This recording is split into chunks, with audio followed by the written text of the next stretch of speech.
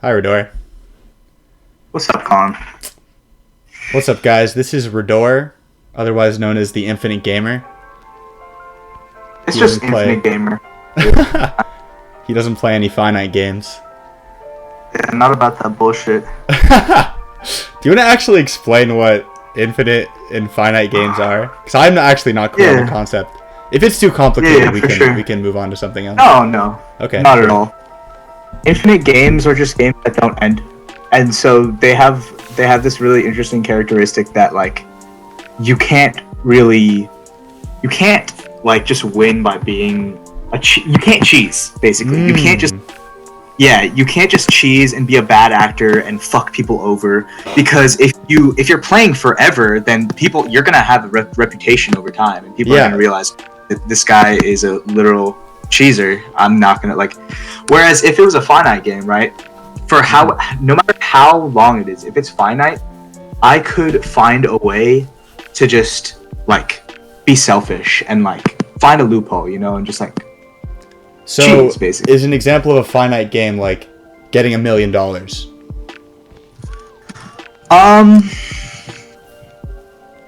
That's not really. An infinite game would be like, I want to be an affluent individual, or like a healthy individual. Sure, I guess a better example might be like, sure. So it's like making $1 million is a finite game. It does end, but a good That's a fair example. Yeah, because I feel like there are like loopholes or like cheese, as you say, to like get $1 million, right? If you get really lucky investing in a certain stock, you can become a millionaire. But a more infinite game would be, I want to be an affluent individual, because it's hard, I hear, to like keep your wealth, Like getting rich is one thing, but keeping it is a whole nother game. Yeah, that's a good example. It's like pretty much any game that is finite, right? So like chess or like basketball is a finite game. Yeah.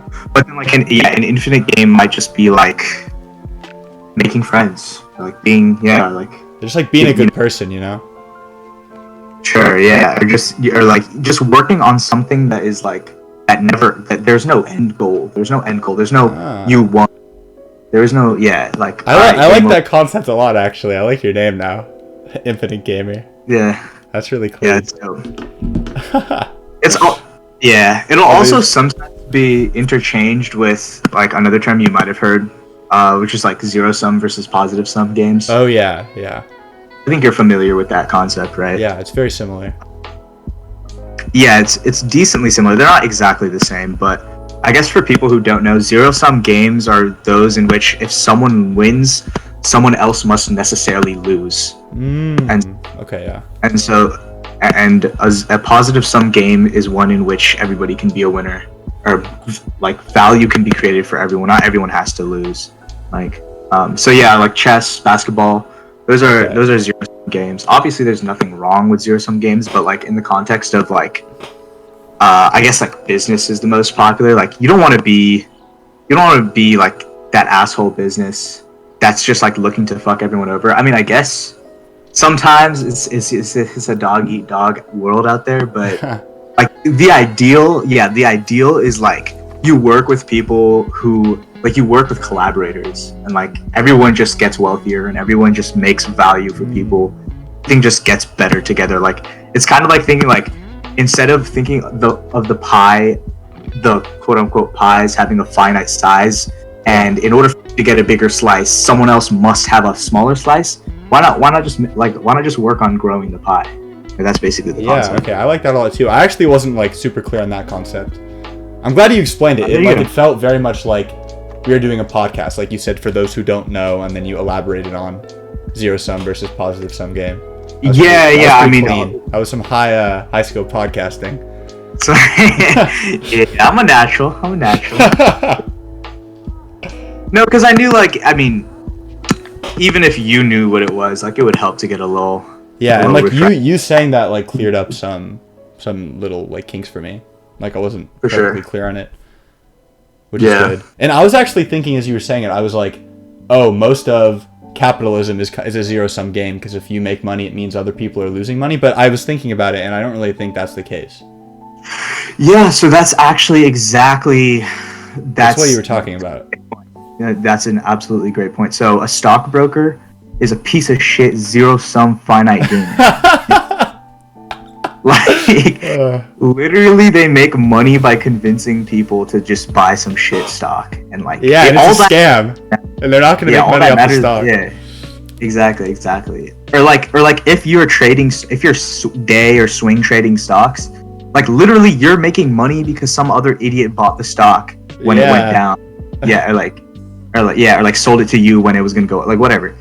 But whereas like, in the sense that capitalism can be positive sum, is just, for example, like, I mean, if you're Google or something, right? Like, you create this search engine that literally and the ad services, it's literally how they make most of their money. But like, both of those products, right? The ad service and the search engine have added trillions of dollars of value to the world. I mean, it's actually just how can you possibly even put a number to the amount of value that Google has fucking created? It's kind of ridiculous. I mean, Google is the number of people, the number of people it's connected, the amount of information it's like democratized and made accessible to all. Like, I mean, there is an aspect to it, but yeah, like, that's basically the idea, is that you can just literally just make the world better. Someone doesn't have to lose for it. Yeah, but I think we can move on. Let me think. For sure. I think we were trying to. Yeah, you were trying to talk about basketball in the lens of like skill acquisition, I guess. Oh yeah, yeah. Okay. I mean, it feels really good for me when we play basketball because I'm learning a new skill, and I think novelty is something that's really important. And I've been mindful that novelty like makes me feel good. Like when I do something new, I don't know, I feel satisfied. That's the only way I can describe it. And I think it has to do with your brain creating new neural pathways. And as humans, we're just like built for that shit. I don't know, it just feels good. I think a lot of it is just you internally rewarding yourself for, learning something new. Just like, it's satisfying. Yeah. It's like I put hard work into something, or obviously I don't view our basketball sessions as hard work. I view it as like hanging out. But you put physical work into something and you get a reward, versus so many things in the modern day give instant rewards, instant gratification, instant dopamine. Like, I don't know, watching porn or like playing video games or even going on social media, just that instant hit of dopamine. So that dopamine that you earn just is a lot sweeter, I think. Yeah, it's sweeter without the guilt. I feel you. Yeah. It almost feels like a different chemical. I don't know if it is. I haven't studied neurochemistry, right? It could be. I think this is along that same ballpark, and something that I've struggled with kind of all my life. Like, I've grown up, I was a pretty intelligent kid, so I didn't have to work hard in school. A lot of people can probably relate to this. But now it's hard for me, because in school when I was a kid, like, I got by without doing any work, right?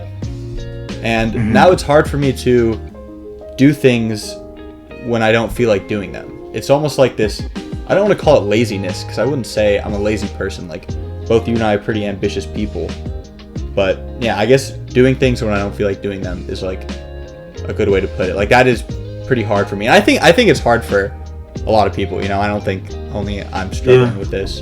But I think it's very, very important, and it's something that I'm trying to learn how to do.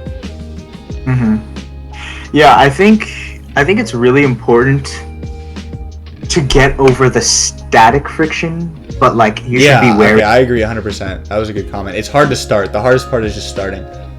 Yeah, my point is you should be wary of kinetic friction in this analogy, because that's like a sign that you probably just don't like what you're doing. Yeah. Whereas like static friction is totally understandable. Like pretty much everything like that is worth doing. There's a bit of static friction behind it. You don't want to start. But as soon as you do, like, maybe you're like, hey, I'm glad I'm doing this. I'm going to continue doing this. And let me know if you agree with me, but I feel like the longer you wait before you start, the more static friction builds up. The longer you wait before you start, starting from what? From the moment that it pops into your brain that you want to do it? Yeah.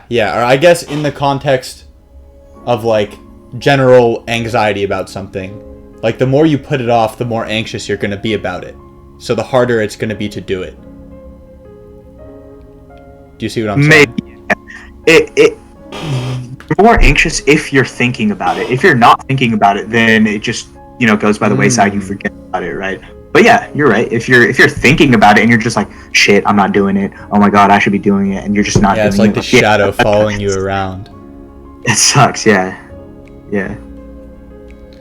Yeah, I think this is on a similar wavelength. But I think just like, if you have small tasks to do, like, I don't know, send an email or maybe do an assignment that's pretty short. If you don't do it right away, then it's like clutter building up in your brain. It's just like unnecessary noise in your brain. It will create like a lack of clarity. Yeah, for sure. And this is why like to-do lists are so clutch, is that like you can just unload it. You can just take it off. You don't have to worry about it. Like, trying to keep all these assignments in your brain is just such a bad idea. Yeah, it just creates so much clutter. I can almost feel the clutter in my brain. Like, I feel like I have brain fog or something. It's crazy. Yeah, it's like, I like what you said earlier about a shadow hanging over you. It's like, oh shit, there is something that I need to attend to eventually, and I haven't done it. Yeah, it takes up brain power. Yeah, recently I've tried to like write down what I have to do the night before, so I wake up and all I have to do is look at the list. I don't have to think like, is there anything I'm forgetting? That's a good idea. And that's been really clutch. Yeah. But yeah, that's a good idea. Honestly, like, am I gonna do that every single night? Like, I don't know if that's reasonable. I mean, I think it is actually, but it just takes discipline. Discipline, I think, is also something that's really important. And when I say important, what I mean is like important for being successful. I think in my version of success, like, and I think like having a lot of money is in there for me. And I think being disciplined and getting rich are like pretty like correlated. Yeah, I'm like hesitant to agree completely, but I mean, I'm with the basic idea, right? Like, I'm with the basic idea. Like, I stick with what I said earlier about the static versus kinetic friction. Like, you should be wary of doing something that you hate or you just strongly dislike. Yeah. In the name of discipline. Like, in that case, fuck discipline, right? Like, if you hate it and you're not enjoying it, even like, you have to weigh like, all right, are the long-term rewards of this thing really gonna satisfy me? Are they really gonna make me say, I like that a lot. I like that idea a lot. Yeah. I think with some things, or obviously like it depends on your personal values if it's worth it. But I mean, like, for me, it's like, do I love exercising every day? No. But and I would say there's kinetic friction there, but I think it's worth it to like be really. Wait, that's crazy. That's crazy to me. I would not expect that from you, Colin. That I don't like exercising? Yeah, man. I mean, I love how it makes me feel afterwards, right? But during the actual event, like when I'm running around, when I'm running around the track at the middle school by my house at like 1 p.m. and it's 100 degrees outside and I'm sweating. Okay. All right. Sounds like you're cherry picking a little bit here. Yeah, that's true. And I wouldn't say there's a lot of kinetic friction. I think, like, I like what you said, because if there's a lot of kinetic friction, I think you should chill out. Yeah, reevaluate for sure. And with me in exercise, the truth is there's only a little bit. Mm-hmm. But there still is friction, right? Yeah, there's a little. Okay, for me, like, just the static is so much greater than the kinetic, I guess. Oh yeah, no, I agree with that. Yeah. But like, even still, I mean, when I'm in the middle of my example is weightlifting, right? Uh-huh. I actually genuinely enjoy it. Like, I actually like. Okay, I enjoy weightlifting. I was talking about cardio when I should have specified. Yeah. But dude, I fucking love lifting weights. That's hype. Yeah. And I was gonna say the same thing for basketball, right? Like, I'm sure you enjoy basketball. Yeah. So there we go. Those are two great physical activities right there. That it seems like you actually don't have that much kinetic friction. Yeah, you're right. If anything, there's no kinetic friction with like playing basketball or weightlifting. Yeah, exactly. You get that pump after you lift weights. You look at yourself in the mirror. You look during. I love it. But I feel you on the running though. The only thing that makes running. The only thing that makes running worth it for me is the music. I feel like. Yeah, running to specific music I think can be really like not therapeutic, but a really almost sometimes. meditative. That's a good word to describe it. Like you just forget about everything else and you're only focused on the music. Yeah. You get into like a flow state pretty much. It's nice. Yeah, and when you're running, your state is so different than when you're just sitting at a desk. You know what I mean? Like your state of consciousness is so different because your heart's beating fast and you're sweating, you're moving your legs. Yeah. Pretty novel, I guess. Small detail, but I like to run on the grass next to the sidewalk instead of the actual side. Interesting. Softer on the feet, huh? Huh? What's up? Softer on the feet. Yeah, softer on the feet. I mean, I could really go deep and be like, yeah, it works out the small muscles and the balancing and the... But yeah, really just, reducing the joint impact, which is nice. Yeah, sometimes when you're running, it feels like your joints are just getting slammed. Yeah. I actually do, and it feels like weirdly... I don't want to say primal because I'm literally running in a fucking suburb, but like... No, I agree with you. Yeah. Running is primal. Yeah. Like that's just shit that humans have been pretty good at, like ever since we've been sapiens. I mean, yeah. Running with socks and shoes. That's what I'm doing. That's what I'm doing. Oh, yeah, feeling primal with my shirt. Yeah. And my earbuds. my wireless earbuds. Yeah. Oh. I think AirPods are really interesting because when they first came out, everybody was like, these are so ugly, I'm never going to get these. And then suddenly they just like got stylish. Dude, that's right? So it's weird. True. That's such a good point, bro. People fucking clowned on AirPods. Yeah. They clowned on AirPods. And now, like, they're clean. They are clean. No, they're clean, dude. Yo, Apple, I mean, Apple just straight up molded our aesthetic tastes. Yeah. That's a funny point. That's true. Yeah. I totally forgot about that. I mean, I remember, like, it's clear to people, like, once you think back to that time, dude, they were straight up memes, like, memes. Yeah. But, yeah. So this is something that I wanted to talk with you specifically, because you've been spending a lot of time with your family recently, right? And I think you've been, like, or obviously this is just from, like, my perspective, but you've been, like, making your family one of your highest priorities during the past couple months. And I think family is really important, right? Because it's one of the only, like, constants. I guess I don't think anything is constant, but family is one of the closest things to a constant that you're going to get in your life. Like, even friends. Well said. Thanks. Yeah, even friends come and go, but family just always stays. So do you have any comments about just, like, the time that you've been spending with your family? It could go really deep, right? Like, yeah. Because the truth is, you're gonna have to sacrifice a lot of your career when you have kids, or if you have kids. Very, very true. Dude, I think, like, I was thinking about this. I think, like, as a man, like, a potentially future father, like, it's so hard. It's going to be so hard. Or what I'm trying to say is starting or having a quote-unquote successful, loving family, it sounds really fucking hard. It looks really fucking hard. Yeah. I have no idea what the answer... I mean, actually, I have some idea what the answer is, but... I mean, who knows? Like, who knows if I'm actually on the right track? I'm sure the basic things that I know are right, which are, like, you know, show them unconditional love and give them attention. I think I'm on the right track, dude. Here, but, you know? Yeah, I know you are. But with attention, it's like some kids get too little and they're fucked up. Some kids get too much and they're fucked up. Too much. So it's like you gotta find that Goldilocks zone of attention. And how the hell do you know if you're doing it right when they're toddlers? Like, you don't get any feedback, you know? I think what it is it's like a wean off. You know, you kind of wean it off up until they're teens. Like, as a baby, 100% just needs to be all there, obviously, right?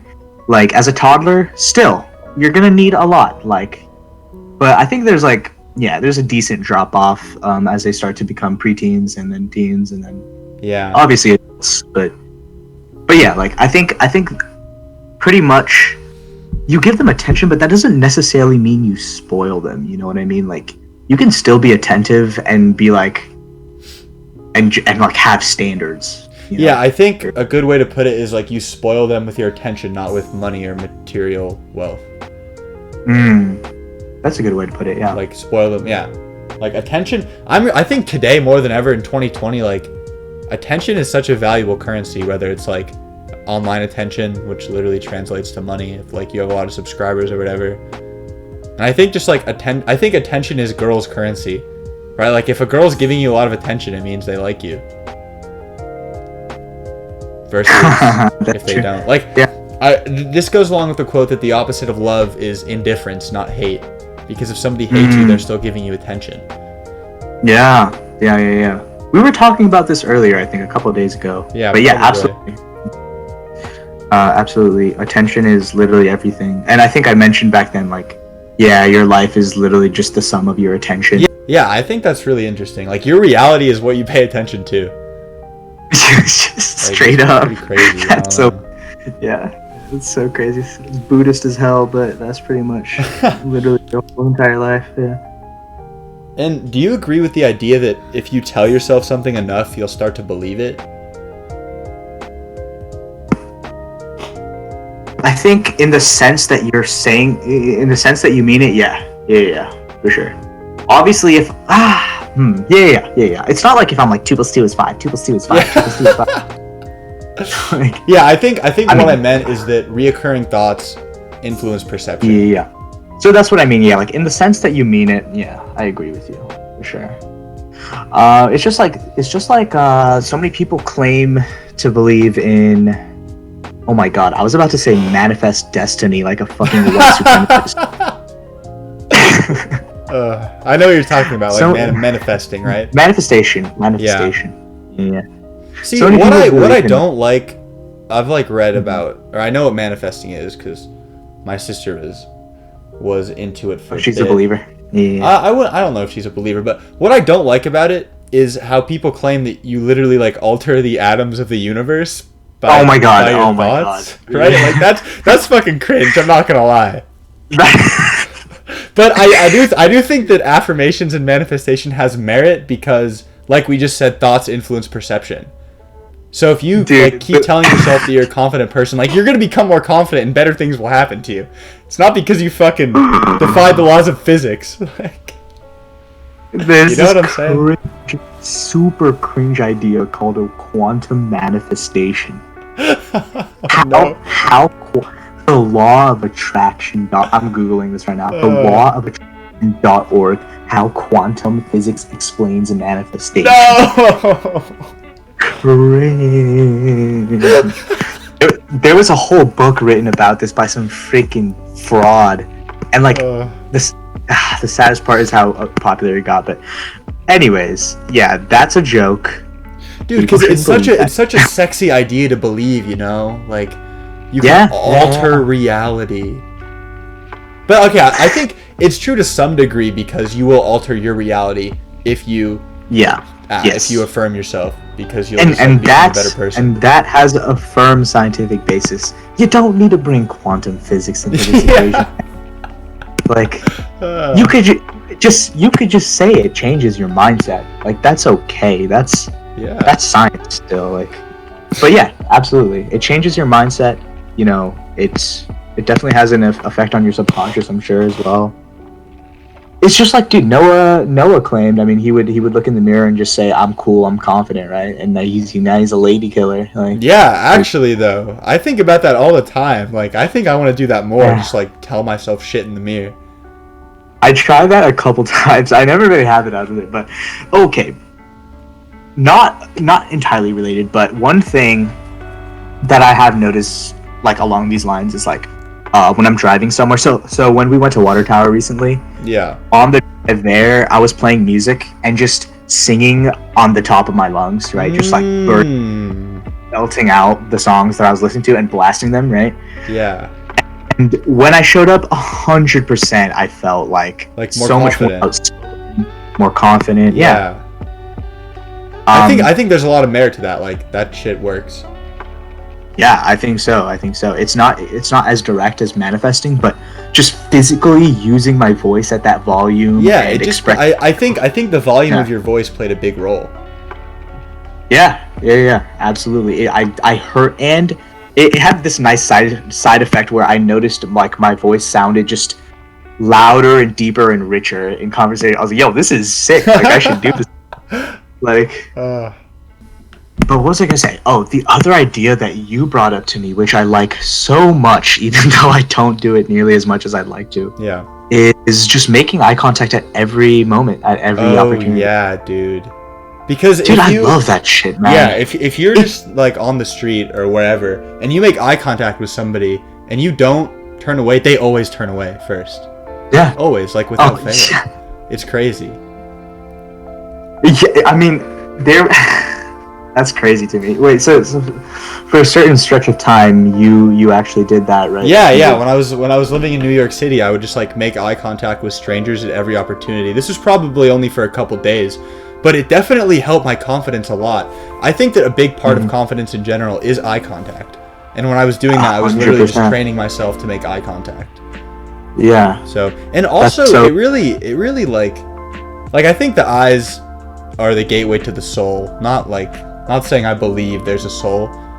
Not saying I don't believe there's a soul, but you're speaking poetically, yeah. You've said this before. Yeah. I think the eyes are the gateway to the soul, just because you can really read what somebody's feeling in their eyes. I think because there are so many like tiny muscles around your eyes and in the face. Mm-hmm. But it really just showed me that everyone's kind of human, man, and like looking. I like looking in people's eyes. They're kind of human. Wait, did I actually say kinda? Yeah, that's funny. Yeah, I meant everyone's human, and I like looking in their eyes. Yeah, but yeah, the reason I love that so much is because it's so simple and so not extra. Like, it's just so like if you're like that person who's like, oh, talking to someone dealing with anxiety, you're like, yeah, just go talk to a bunch of strangers, go flirt with girls and shit. It's like, dude, like, no, like, yeah, it doesn't work like that. Like, people struggling with social anxiety aren't going to make that jump right away, you know? Yeah, and that's why I liked it so much, is that it's so simple. Yeah. The hard part is definitely holding it until they break, right? But like, even if you just say like, hey, you know, make eye contact with, you know, I don't know, some number of strangers a day, or every other stranger, or whatever, you know, start small. But like, it's just such a like, you can't really be like, you're asking too much. Like, yeah, there's no excuse, right? And I see what you're saying. Like, going up to random strangers at a grocery store and like making up some whole spiel is fucking extra, and it feels extra. Yeah. But the eye contact thing is literally not. Yeah, it's not at all. And even still, like, I would not say that I have social anxiety at all, and yet I'm not out here making eye contact. I avoid most eye contact, you know? Like, yeah. I noticed that. I think that people sorry, give eye contact though. Wait, sorry, repeat that. Yeah. I noticed that old people love to just give eye contact to everyone and just say hi a lot more. That's interesting, because I was about to say that I feel like today people make a lot less eye contact than they used to when we were kids. Like in 2020. And I think part of that might be because of like iPhones, and like everyone's always distracted by their phones. Yeah, that's definitely a big part of it. I'm sure just a bunch of shit about social media and all that. Yeah. But yeah, like old people, especially like old white people, man, like this. A lot of the times they're so friendly, dude, and they look at you in the eye and they, a lot of the times they'll say, hey, dude, once we played basketball at Sierra Vista, and when I was leaving, going back to my car, I kind of noticed that this lady was sort of looking my way, and so I was like, all right, like I'll give her the young eye contact. And then she was like, how'd your game go? And I was like, oh, thanks for asking. Like, oh, that's really cute. I don't know how else to say it. Yeah, she was like standing there watering the grass with the hose, and it was just like a very wholesome interaction. I was like, oh, yeah, you. I think little interactions like that just make you feel better. Yeah, even if you're not already feeling bad, they make you feel good. Dude, that's so true. Like, literally the smallest seemingly trivial social interactions with strangers can just make your day. Because it feels like you're connecting with them. It's definitely something I wish I do more. Oh, that'd be crazy. Wow. It's a long shot, and I'm expecting him to say no, but I figured there's no harm in asking. That's another interesting topic. I feel like just in general, like there's no harm in asking about anything. Obviously there are exceptions, but the answer is always no until you ask. I guess that's, or unless you ask. I guess that's a cliche. But I think cliches, like you said this once, cliches are cliche for a reason. I really resonated with that. For sure. No, dude, the asking thing is a great point, though. Like, a lot of people are afraid to ask. I actually, like, tweeted something recently that was similar to this. It was just, like, in so many situations, like, relationships, career, anything that you're confused about, ever, possibly, anything that you need help with, possibly, like, asking is just a move. It's just, why are you turning down free help? Like, you're shooting yourself in the foot a bit, like... I think a big part of it comes from a lot of people being uncomfortable saying no. Like, I think I was this way where if, like, I used to be this way where if, like, somebody put me in a position where I had to say no, it was, like, kind of uncomfortable for me. And I think it wasn't, like, extremely bad or anything, but I think a lot of people get really uncomfortable when you make them say no. And, like... Yeah, like if you feel like you're gonna be an asshole to decline the offer. A small example of this is if I were to text my friend and say, do you want to play basketball together? And they don't want to, so they feel like they have to make up a bullshit excuse and lie to me. Whereas I would be perfectly fine if they said, no, I'm not feeling it right now. Yeah. But yeah, people uncomfortable saying that. And if I'm being perfectly honest, right, I'm not sure that I would be, like, totally fine with someone being... I mean, maybe. Like, I would understand it, right? But, like... Yeah, I guess it's easier said than done. Yeah, it's easier said than done. Like, I think a tiny part of me would be like, oh, come on, man. You don't want to play with me? Like... Yeah, that's true. If they explicitly said, like, I'm just, I'm not in the mood today, I'm kind of tired or whatever. If they kind of made some sort of effort, like, to sort of explain that it's truly just their how they're feeling, I would take their word for it, especially if they're a close friend. But if it's, like, an acquaintance and it's, like, no. Yeah, no, you're right, you're right. That's what I meant. Yeah. If just, like, saying they're tired. Yeah. Like, that's chill. But, yeah, I know what you're saying, where if somebody just says, like, no, period, not feeling like it right now or something. Yeah. It's a little busty. Exactly. But yeah, that's a good point though. Like, I'm sure a lot of people hesitate to ask because, like, they're being empathetic in the sense that they know if it were them and they wanted to decline the ask, they would feel uncomfortable. So that's a good point. But yeah, I mean, asking is always the move. Always the move. Yeah. Oh, yeah. You did tweet about that recently. Now that I think about it, I remember seeing that. Yeah. I think we can wrap this up soon. But one more topic that I wanted to cover with you is Twitter, because you're on Twitter, or you've been on the Twitter game for a while, and you got me back on the Twitter game. I guess just for some background, like, I had a Twitter account in high school, right? And I would, like, only follow people from my high school, and I would use it like Instagram. I think a lot of people, when they first start Twitter, that's how they use it. Like, they only follow people they know in real life, and the only thing on their feed is just, like, gossip or whatever people from their high school have to say.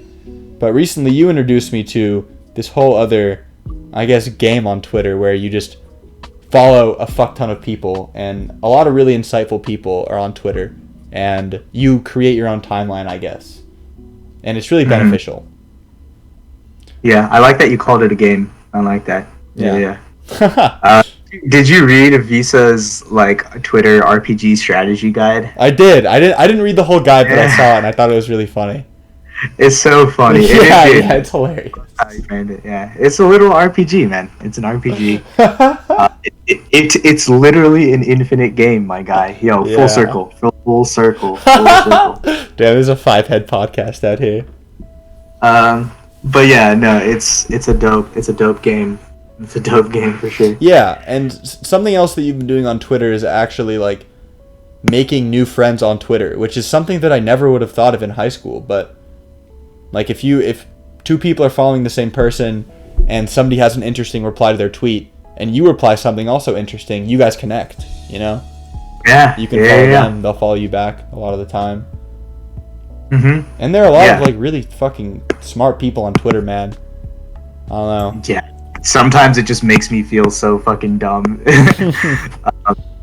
But yeah, no, really good point. And like the main, like, just the coolest part here is that you're actually connecting on something that you two genuinely are interested enough to tweet about. Yeah. Like, it's so not much better of a filter. So much better of a filter for making friends than geographical location.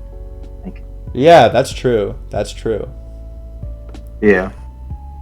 So it's a great. It's almost like you skip that barrier of small talk. Yeah. That you get from making new friends in person. I'm not discrediting making new friends in person. I think in-person interaction is important too. Yeah, for sure. And some small talk also happens on Twitter at times. But yeah, you're right. In most cases, it's about some topic, and it's you're interested enough to reply to or interested enough to tweet about. So yeah, it's a great filter. Yeah. And you follow people and make friends on there because you like the way they think, you know, which I think is pretty sick. Yeah. Also, just the idea that like on Twitter you're rewarded for how you think. Yeah.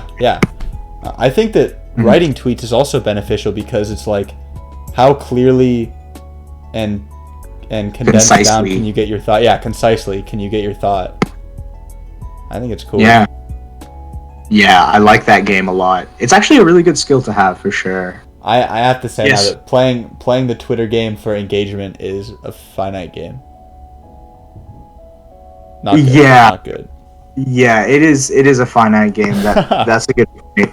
A good point. Yeah, I fell into one of the traps of Twitter, which is caring about how many likes you get or retweets you get. Bro, dude, I still fall into that trap. Like, I would be lying if I told you I didn't care. Yeah. Right? Like, I think most people would be lying if they said, dude, a like on Twitter is so nice. Bro, sorry, you go. It's dopamine. It's dopamine. Exactly. I'm gonna say, like, if I tweet something and it literally gets 0 likes, bro, dude, bro, that's just like, yeah, bro, like like all 400 plus whatever people that like listen to you, nobody give a shit. Like, and I like likes on Twitter because it's like, hey man, I affirm your thought. Yeah, exactly. It's much more gratifying than a like on Instagram. Yeah, exactly. Yeah. But that's what makes it more painful when you underperform. Yeah.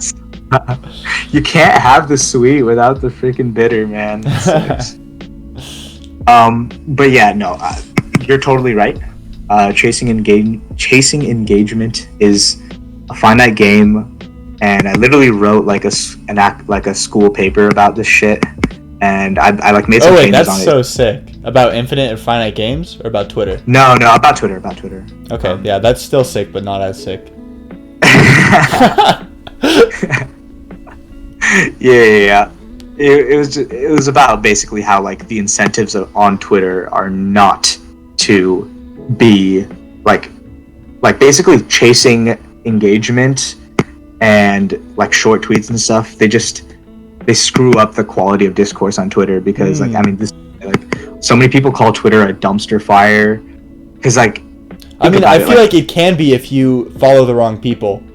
Yeah, exactly. And that's my point. But that's my point is that that's the base. That's the default. Yeah, you're right. The base is you get on there in high school and you follow everyone from your high school and they follow you and it's just dog shit. Mm-hmm. Yeah, and even if it's not high school, right? Like what I mean is like just like most just normies, right? Just straight. Like I don't want to use that word completely pejoratively, but like normies, like on Twitter, just the normal default is like, think about it. I mean, like, what were the most popular tweets you saw? Like, a lot of them are dunks. A lot of them are just dunking on things, dunking on people and other tweets. Yeah, like, you're right. It's like shitting on somebody or something or some idea very cleverly. Exactly. It's like, oh, you had a really clever and snarky and witty tweet. I'm gonna like and retweet that. Like, Yeah. that's what's most And popular. it's negative. And it's negative, yeah. And so that's basically what the essay was about, basically in brief. Oh, but okay, that is really interesting.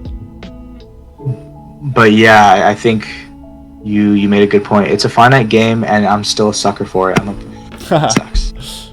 It's so hard, man. It's like, it's just like how people are like, oh, like you should care less about what other people think of you. And I'm like, you know, on paper, Dude, I wish I could. Oh, I wish I could just flip a sounding- switch and not give a fuck what anyone says about what anyone thinks about me. That would be nice. Too bad it's deeply rooted in my DNA to care about what people think about me. Yeah. Well, cut their hands. Exactly. Too bad we're literally evolved for this. Oh my god. Yeah.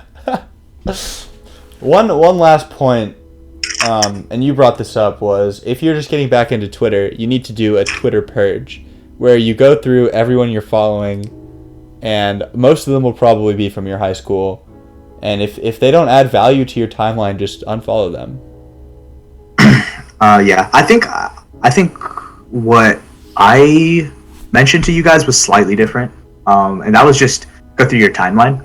Uh-huh. You could do that too. Go through your followers, or go through your following, right? Yeah. I'm kind of like a wuss in the sense that like I don't want to unfollow people unnecessarily, like if they didn't actually make my Twitter experience worse. So that's why I recommend. Okay, yeah, I like that better. If somebody tweets something that doesn't add value to your timeline, then you unfollow them. Because value is subjective, right? Mm-hmm. Yeah, exactly, yeah. Yeah, I was gonna say if someone tweets some dog shit, unfollow them, but that's a little bit meaner. No, do that. Yeah. I mean, 100%. No need to. Dude, I mean, you're not. So many people are just so many people from my high school are just so negative on Twitter. I don't know.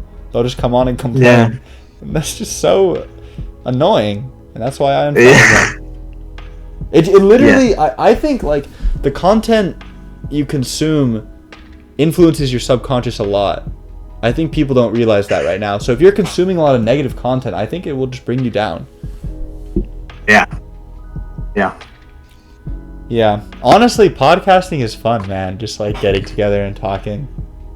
Yeah, this was really fun. Yeah, it's in itself is just like a nice conversation with you. Yeah, you're right. And on top of it, it's like a good skill, like I said before, to be recorded. Well, yeah, thanks for talking to me, man. Yeah, for sure. Let's do it again soon. Yeah. Peace. All right. Peace.